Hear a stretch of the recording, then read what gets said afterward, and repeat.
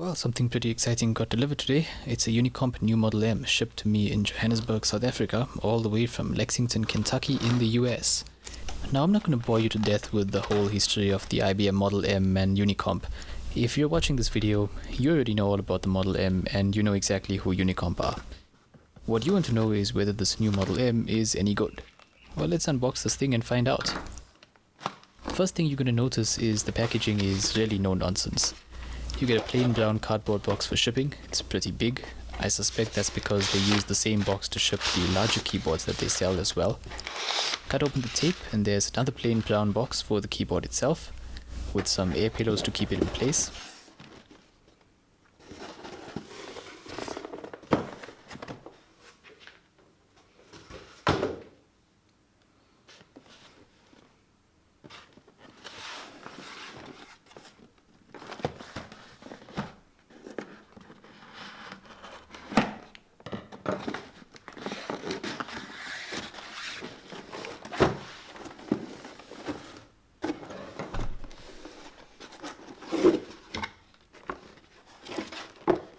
The keyboard is wrapped up in bubble wrap and tape. I will say that the packaging of the Unicomp feels kind of hand done. It does look as though an individual human being actually took a roll of bubble wrap and tape and packed up your keyboard, which is something you don't really get when you're unboxing, say, a Logitech keyboard. And I think that's actually pretty cool. More importantly though, it was packaged well enough to arrive completely undamaged after being thrown around the planet for 12 days.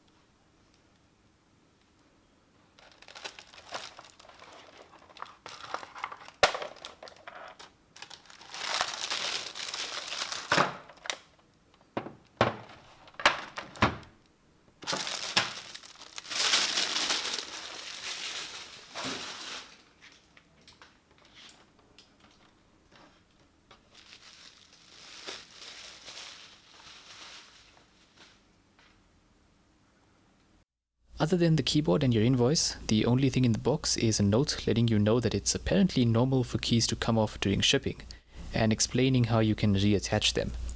It's also apparently normal for keys to bind in the fully pressed position. Rectifying this involves the words, "Be careful not to flip the key across the room," so I'm grateful I didn't have to do any of this. I've wanted a Model M for years now, but I could never bring myself to pull the trigger on a Unicomp because their qualities seem to be a bit hit or miss. According to just about every review I watched, there were issues with the plastic casing, the shut lines, wobbly keys, poorly printed keys, flexible and creaky cases, and more. These issues were generally attributed to Unicomp using the original tooling and molds, which are now getting on for several decades old, and are understandably worn out.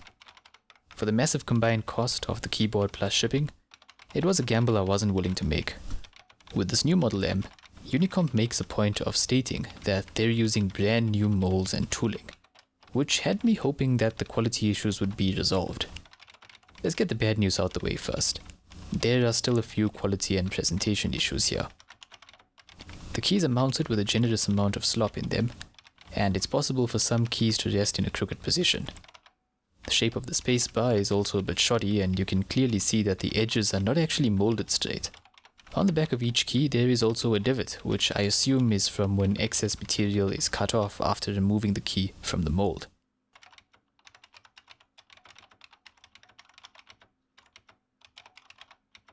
Oh, and on the back of the case, there are these very distinct markings which I assume are from the molding process as well.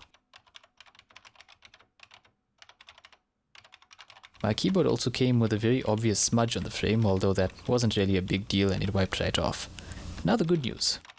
None of the stuff actually affects the typing experience, and none of it really says anything about the long-term reliability and durability of the new Model M. There's more good news too. The entire casing seems tightly assembled compared to what I've seen of older Unicomps.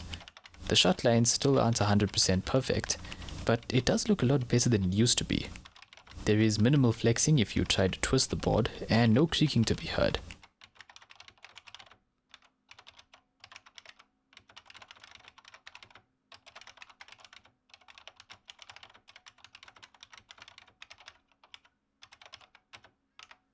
There is a bit of give in certain parts of the frame, but only if you apply far more pressure than you're ever going to in normal use. The quality of the printing on the keys has no issues as far as I can tell. On the whole, you can definitely tell that they've upgraded at least some of the equipment that they're using to make these. The new Model M slots in between the Unicomp Classic, which is identical to the IBM Model M in size and design, and the Ultra Classic, which is a much smaller, newer design. So this keyboard is a bit smaller than the Classic and a bit larger than the Ultra Classic. The new Model M is available for $104 on Unicomp's website. It's priced just about evenly with the Classic and Ultra Classic. Luckily, Unicomp is unambiguous here. They explicitly state that the new Model M is better than the Ultra Classic and is in fact their best product, period. I measured the keyboard as being about 476mm wide and 188mm deep. According to my not very scientific luggage scale, it weighs in at around 1.5 kgs. Regardless of size, the new Model M is instantly recognizable as a Model M, with that distinct crescent-shaped recess and the functional chunky frame. Right now you can only have it in plain black. This means no retro beige, which might be a deal breaker for some. You can choose between keys that are all grey, or the grey and white color scheme I have here. Interestingly, the Unicomp website says that you can also have all white keys, although that option wasn't actually visible the last time I looked. Mine has the 104 key layout, but you can get a 103 key version, which deletes the right hand side Windows key and gives you a longer spacebar in return.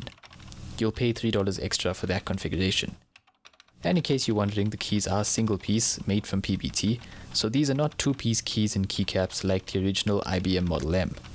Unicomp has gone back and forth between one-piece and two-piece keys over the years. You can also choose between a USB cable or a PS2 cable, with the PS2 cable costing an extra $3. Either way, the cable is non-detachable, even though the casing does still have the recess that was originally used by the detachable cable back in the day. Sadly, the hideous Unicomp logo is present on the lock indicator, having conspicuously appeared and disappeared a couple times over the years on Unicomp's different keyboards. In fact, the entire lock indicator is fairly revolting, between the logo and the oversized symbols and the bright blue LEDs. And when I say bright, I mean ridiculously bright. There's really not much to say as far as features go. The new Model M has two folding legs on the back of the keyboard, which are sturdy and lock into place with an assuring snap. Other than that, this design is from a time before backlights, RGB lights, scroll wheels, media keys, USB pass-throughs, headphone and microphone pass-throughs, gaming mode keys, brushed metal finishes, vents, gills, and so on. Subtract all of that stuff and box it up in a shape from the 1980s and you get the new Model M. Assuming the authentic Model M aesthetic is something you value, you'll probably love the way this new Model M looks on your desk. Let's be honest, this is the bit you really care about. And I'm happy to confirm that the new Model M absolutely delivers when it comes to the typing experience. The buckling spring mechanism makes for a very different sound and feel compared to conventional Cherry MX style switches. The weight of the key increases as you approach the buckling point of the spring. This means that you can clearly tell when the spring is about to break over. This is an obvious help when typing. Now, technically, any switch with a spring should behave similarly because that's how springs work. They exert more force the more you change their length. But in my experience, Cherry MX switches feel more linear in weight throughout the keystroke. These keys are also extremely smooth, probably helped by the fact that they're so light at the top of the keystroke. By the time you reach the breakover point though, you're exerting noticeably more force than on a Cherry MX Blue, for example. All of this means that it's much easier to tell when you've pressed a key, and much harder to accidentally press a key. The keys also feel better when bottoming out. Whereas conventional switches tend to slam home when you bottom them out, the buckling spring seems to soften the action a bit, making it less annoying when it happens. I also find that the shape of the new Model M is really ergonomic.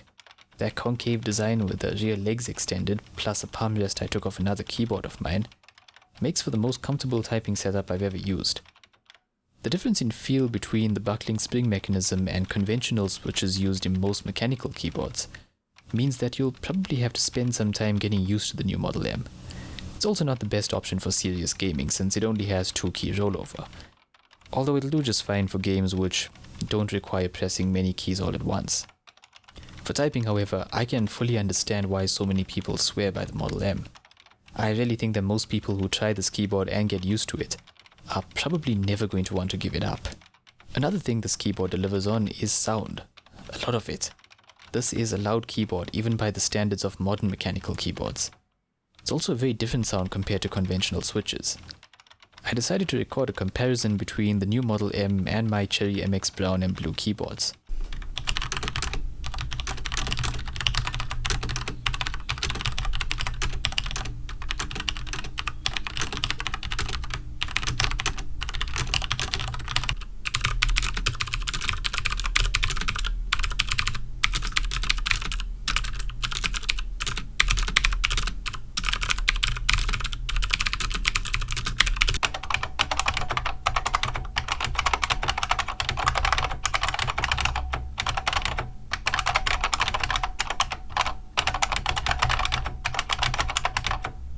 As you can probably tell, the Model M is a lot louder than even the MX Blue switches.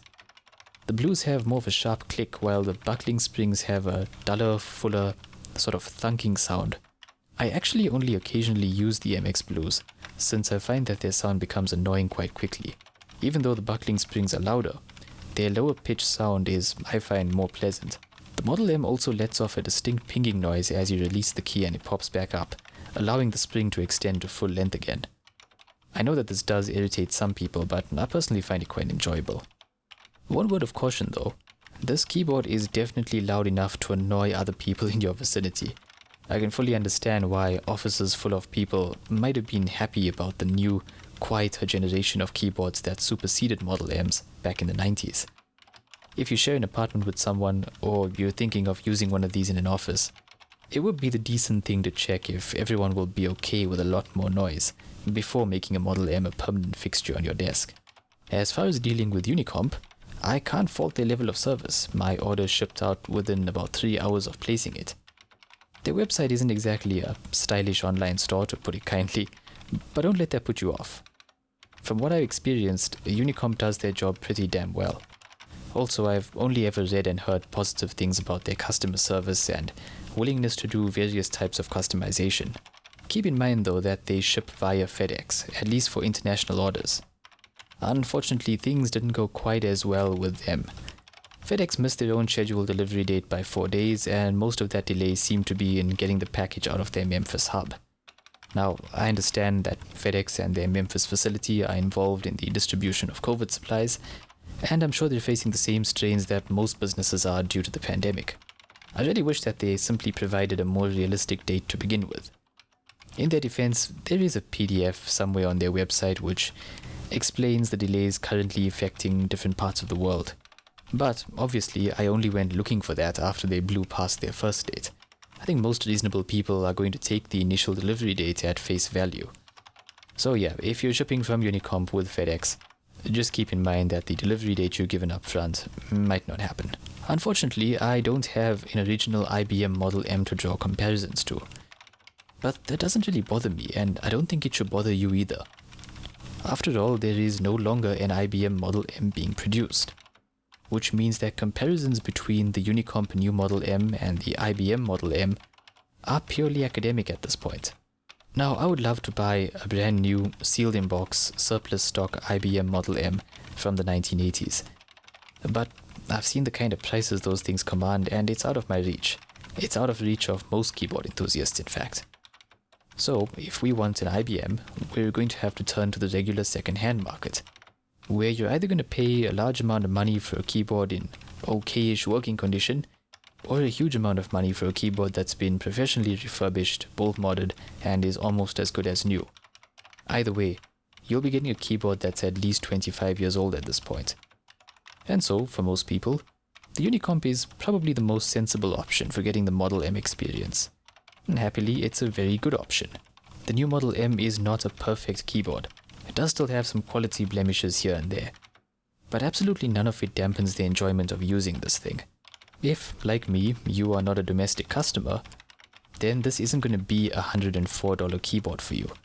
Together with shipping and taxes, I paid about $250 to get my hands on one of these. That makes things a bit more complicated. If you're not absolutely concerned about the typing feel of your keyboard, and you're heavily invested in modern keyboard features, or you're not a fan of the 80s aesthetic of this thing, you're probably best off giving this one a pass. On the other hand, if you value getting one of the best typing experiences there is, even at the cost of flawless cosmetic quality and modern frills and features, there are very few substitutes for the Unicomp New Model M, even at the higher total cost that you're going to pay. Now, if you are a domestic customer, then this is simply a no-brainer. For $104 and far cheaper shipping costs, you frankly owe it to yourself to give one of these a shot. Well, that about wraps up my thoughts on the Unicomp New Model M, and I hope you found this review useful and it's helped you make your decision about whether you should get one of these. What follows is a few minutes of typing and sound demonstration on the new Model M, and I'll see you again next time. Thank you for watching.